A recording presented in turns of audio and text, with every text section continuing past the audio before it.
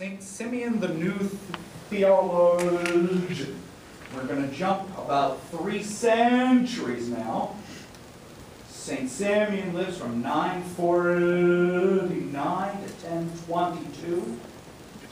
So we're finally in the second millennium. He is born in Paphlagonia, which is kind of in the middle of modern-day Turkey, to a family of the Byzantine nobility. He's educated at court. His father is part of the imperial court. And his father dies while he's still young, and that's the next. Never mind. So he spends time at court. At 14, he meets another monk by the name of Simeon from the Studite monastery, who convinces him to focus on the spiritual life and a life of prayer. I need to explain just something about what we call him. He is indeed called Simeon the New Theologian, but the title there is really split into two. He's called Simeon the New to differentiate him from this Simeon here, and he's also called Simeon the Theologian. So the titles got kind of merged. So it's not that he's a theologian who happens to be new, it's Simeon. Imagine if it said Simeon the Younger. Yes, Simeon the Second. Pointing this at the wall still doesn't do anything. So Simeon the Elder gets Simeon the New all revved up, but then says, no, no, no, I know you want to go into the monastery now, but you should wait.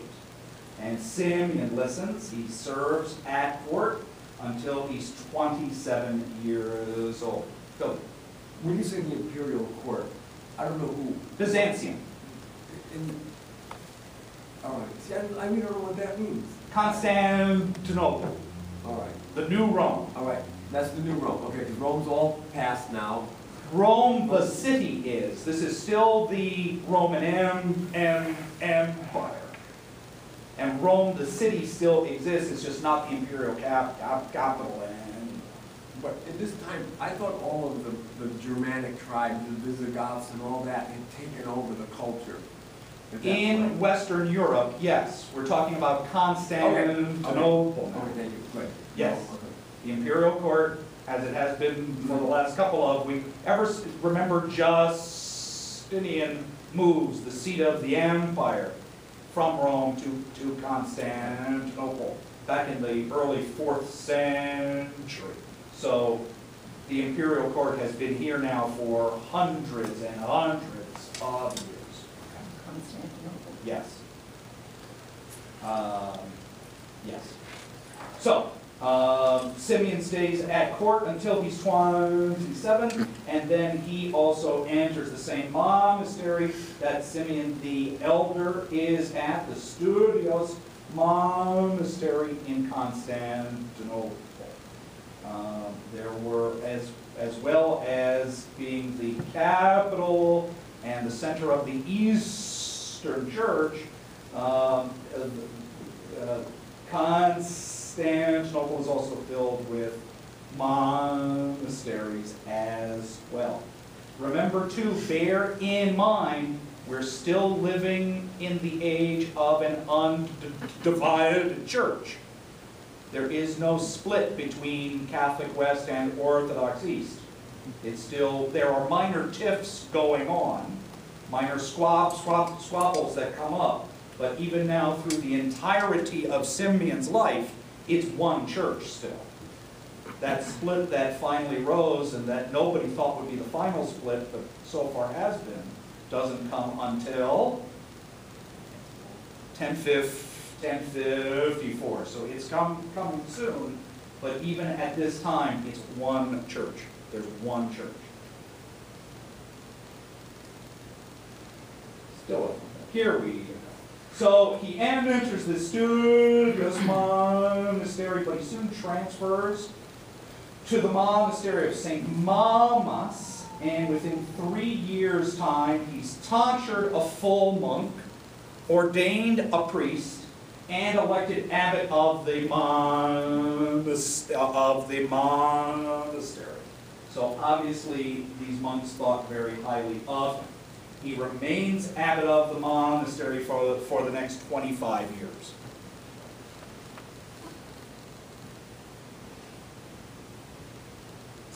He zealously spends his time as abbot trying to reform monastic life, which was going through a period of some troubles. Some of his reforms work, some of them don't. He urged his monks to lead lives of simplicity, asceticism, purity of heart, and constant prayer. He resigned as abbot in 1005 to live as a hermit. He's had enough of taking care of the cares of the world. He wants to go and concentrate solely on the spiritual life. And so that's what he does. And he becomes a mystic, which is a term most of us have probably heard, and a hesychast, which is probably a term most of us haven't heard. So I promised you a definition, and here it comes. Hesychasm is one of those fancy Greek words that literally means stillness or silence. In this context, it refers to a practice of inner prayer aiming at a union with God on a level beyond images, concepts, or language.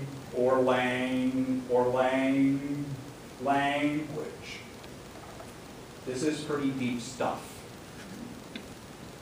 All of us, if I asked you to think about God, would end up using some image, some concept, or some words. I would too.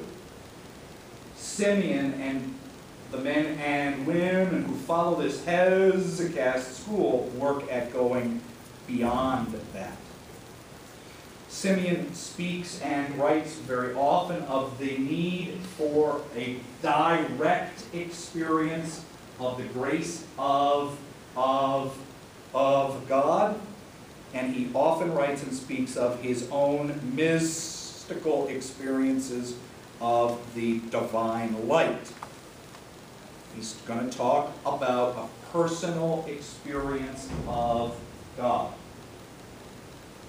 This is going to get him into a little bit of trouble.